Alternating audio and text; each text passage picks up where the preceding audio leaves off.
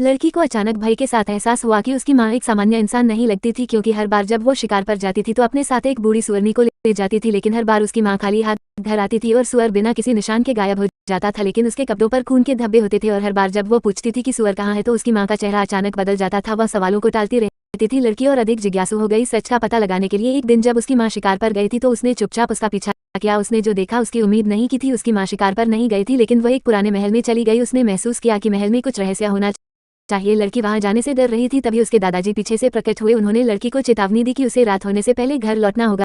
रात को उसकी माँ शिकार से घर लौट आई, लेकिन इस बार माँ खाली हाथ नहीं आई। वह अपनी छोटी बच्ची के पिता को अपने साथ लाई थी। उसने उससे बात करने की कोशिश की, लेकिन उसकी माँ ने उसे कमरे में आने से मना कर दिया। अपनी माँ के हाल के व्यवहार को याद करके एना को लगा कि कुछ गड़बड़ है। अब एना को एहसास हुआ कि उसके माता पिता उससे कुछ छिपा रहे थे। वो फिर से अपने माता पिता के पीछे गई। जब वे शिकार के लिए निकले, आश्चर्यजनक रूप से वे फिर से पुराने महल में गए। एना अपनी माँ के जाने के बाद महल में दाखिल हुई और उसने जो देखा उससे वह हैरान रह गई।